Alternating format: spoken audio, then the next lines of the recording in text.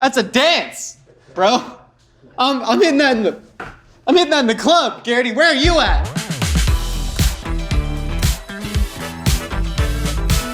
Welcome to Mythical Kitchen, where dreams become food. Today we're making the funnel cake grilled cheese, which is coming from the Willet grilled cheese episode. If you want to watch that, click the link in the description right there. Funnel cake grilled cheese, right? It's an absolute home run. Of course it's gonna grill cheese. You got your delicious crispy fried bread that we're actually infusing with a bunch of sharp white cheddar, and then you got melty cheese in the middle. You're gonna smash that down, you're gonna pull it apart, you're gonna shove it in your face. It's like a greasy, oily delight. Funnel cake grilled cheese is gonna be broken down into 3 easy steps. If you wanna find the time codes for each of those steps, they are right there. Now the funnel cake grilled cheese, right? You might be asking yourself, why not just make a normal grilled cheese? Why am I combining it with a funnel cake? Because you can, because you are an American. Unless you're international, then you're just doing it for fun. There's a lot of good stuff in there. We got a bunch of white cheddar in the actual funnel cake. It's got this like awesome gooey pull apartness, which is absolutely a word. Let's get down to it. Should we get down to it? Let's get down to it. We're getting down to it.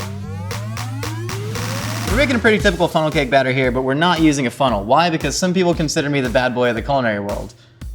I think I'm the bad, I'm not. Anyways, we're gonna start by grating a bunch of our cheddar cheese in here. So this is where we're gonna infuse all that nice cheesy flavor into the actual funnel cake, even though we are also putting cheese in between the funnel cakes and then gonna grilled cheese them. You wanna infuse cheese really at every layer. This is 4 ounces of sharp white cheddar. You wanna use a sharp cheese in this because it is going to come through most in the taste. Use a mild cheese, you're gonna get a lot of that good texture, but you're not gonna get the flavor. Why am I breathing heavy? I gotta work on cardio, man. I've been doing too many bicep curls. All right, so we have all that cheese in there. So now we're gonna drop 4 eggs in. Then we got milk going in there, and we're just gonna go ahead and whisk our, you know what? Let's throw melted butter in there. Why not? The melted butter is gonna give it a nice, lighter, more oily texture. We got all our wets. A lot of people have a lot of opinions about adding wet ingredients to dry ingredients and dry ingredients to wet ingredients. When you're doing a funnel cake batter, it doesn't matter at all. You can just dump as long as you whisk to completely combine. You're not gonna get any clumps. It is all Gucci. Why did I say that? Trevor's been influencing me too much with the youth slang.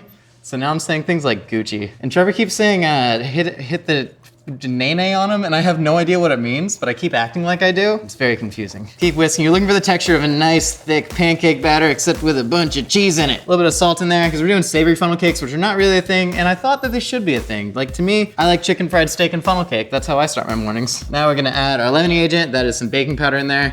So we have our funnel cake batter all made right there. And we got our oil. Wait, no, this is a thing that you should invest in. You should really invest in a meat thermometer, because it's not only for meat. You can also just take your temperature to see if you have a fever, which is something I actually did, and then Nicole roasted me for it. And it was this one, actually, and I was sick, so it served its purpose. And now we're gonna stick it in our hot oil. All right, we're at 322 right now. We wanna wait for this to come up to 375. I like to do funnel cakes in a perfectly circular pan. Make sure it's really small so you're not getting these giant guys. And then when you squirt the batter in there, the pan is actually gonna form it like a ring mold. And you can flip it right in there so you get perfectly shaped funnel cakes all the time. You're gonna open up this bag. I've been cooking for a long time. I've never figured out a good way to get batter into a bag. But that, Nicole, help.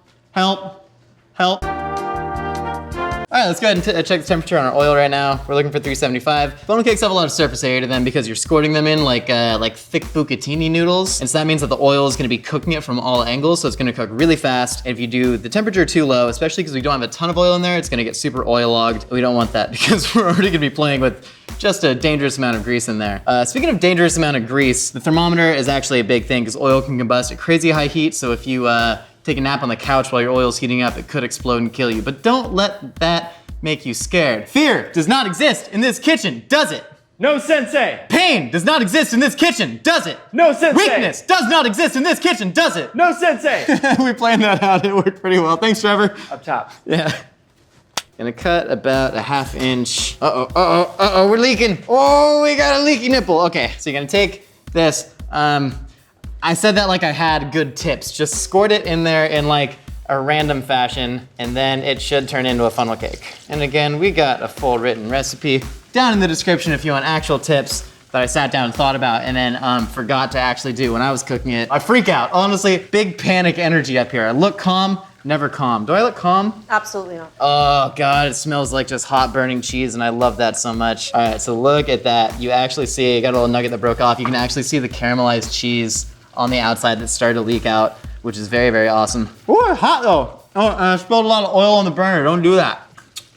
Okay, so you're gonna go ahead, put your fork in and gently remove this funnel cake, and then you're just gonna repeat the process till you got a bunch more. This should make 4 total cakes. You generally wanna wait a little bit for your oil to come back up to temp. Let's give her another squirty squirt. Not her, why'd I name the oil her? I don't like that. So we got our second funnel cake frying, and then after this, we are moving on to strawberry ketchup. Strawberries are red, ketchup is red. Grilled cheese, I like to dip in ketchup. Funnel cakes, I like to dip in strawberries. We're smashing everything today. Call us Smash Mouth because today you're what, Nicole?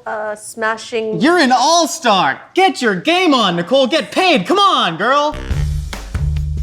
So what we're gonna do, we're gonna start with a fair amount of sugar going in there. Because ketchup has a ton of sugar, so does the strawberry compote. So we're doing that. That's empty. I thought this had water in it, so I picked it up and looked really confused for a second. Oh, I have an astigmatism. And the astigmatism doesn't have me. I still play racquetball at a very mediocre level. So we have our water and our sugar going there. We're just gonna go ahead and get that dissolved. Then we're gonna chop our strawberries. Use fresh strawberries, then you're gonna cut them into quarters, and then just give them one nice chop across there. And we're going for 1.5 cups sounds right. You know what I really wanna do? I wanna try and make like a regional Burbank barbecue sauce a thing. I don't know what that means. It doesn't exist, but I was thinking about that today. Like, you have like East Carolina barbecue sauce, you have Texas style barbecue sauce, you have Kansas City style. Why not Burbank? All right, so we got our strawberries cooking down in the sugar water. That's eventually gonna be pureed. We want the strawberries to kind of really soften and get them nice and fleshy, like the cheeks of a fat baby. God, I don't know. All right, so then we're gonna take our tomato paste and you're just gonna finger it right in there. Tomato paste and salt. You want a lot of salt in there because that's really gonna bring the savory forward. And then you're gonna add vinegar. Ketchup is pretty much just tomato paste, sugar, and some sort of acid like vinegar. And then you have spices in there, which you generally don't even notice off the bat when you're just like sucking down a bottle of Heinz, you know, because that's how you do it. And so we're gonna go with some ground clove, some ground cinnamon, and then we're gonna add some ginger in there. So the ginger isn't typical in ketchup, but it is a nice warm spice that you would typically find in something like ketchup, and it's gonna actually bridge that gap between the sweet and the savory with all the strawberries in there. Now we're just gonna go ahead and puree it, and the strawberries are actually gonna give it a ton of nice body. If you don't have an immersion blender, you can just always put this in an actual blender. So we got this blended now into a nice puree. And if you look at it, it's super, super thin right now. That's because it needs to get boiled down. Keep it stirring so it doesn't ever scorch on the bottom of the pot. Then you're gonna get this nice, thick, ketchup-like consistency because it's ketchup. So I guess you wouldn't call ketchup ketchup-like. It's how water isn't actually wet. Like water is the state that induces wetness into something else. So ketchup-like consistent, you wouldn't have a ketchup. Cook the ketchup.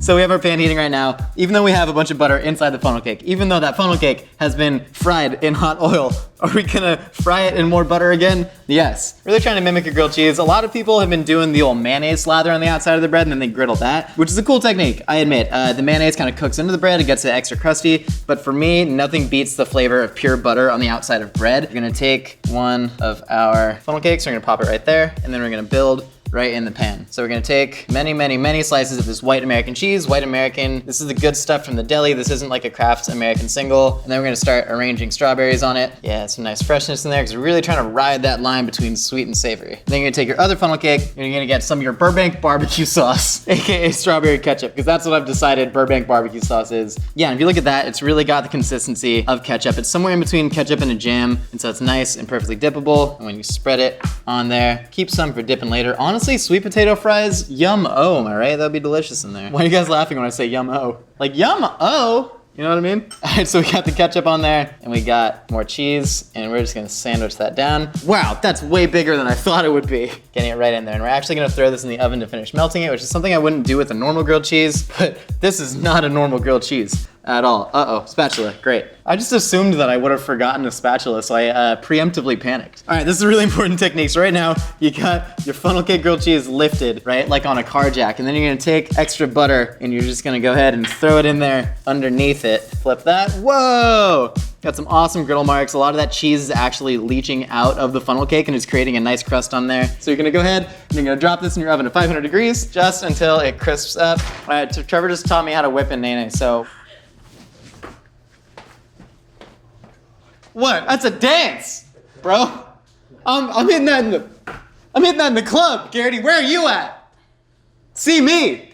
All right. Well, our cheese is melting. So we're gonna go ahead and take that funnel cake grilled cheese out of the oven. So got all that butter melty on the bottom. Then there's one last step. We gotta garnish this, right? What does funnel cake have in it? Fun, promise, the entire universe if you look hard enough, but also powdered sugar is on top. And so we're gonna go ahead and take the spatula and just give it a jimmy. So we got powdered sugar and you're just gonna hit it a little bit on top. Hit it 1 times 2, 3, maybe even 4. Wow. Oh my God, look at that all oozing out of there. So the white American cheese has melted into that strawberry ketchup. And it's just flowing out. Should be crispy. Got all the salt in there. We need to find someone to feed it to because I need the validation. And at this point, I think I deserve it because this has been a struggle today. So we're gonna go find someone. We're gonna feed it to them, whether they want us to feed it to them or not. But in your own life, probably make sure the person you're feeding wants to be fed. Hi, Ellie. How I hit my head. So this is a funnel cake grilled cheese. So we're doing this thing where we make a video of me cooking food and then I feed my friends the food because I'm a good friend and my friends like food. That's so nice. So this is our funnel cake grilled cheese. Oh, you're really just getting in there with your whole hands. Well, yeah, because we need to see how melty and gooey and delicious it is. Wow. Look at that. That's exciting. My hands burn. And the train's coming in. That's a big bite. Ellie, how's it? It's really good. It's really good. Are you getting the strawberry ketchup in there? I'm getting the strawberry ketchup in there. That was fine. I do have like a jaw click, so that was technically painful for me, but this is delicious. We got kinks to work out. That said, this is really delicious funnel cake grilled cheese. You should absolutely make this. And when you do, hit us up on Instagram with hashtag DreamsBecomeFood, tag @MythicalKitchen. I'll see you guys next time. You can cook up your own feast while wearing the Mythical Kitchen apron, available now at mythical.com.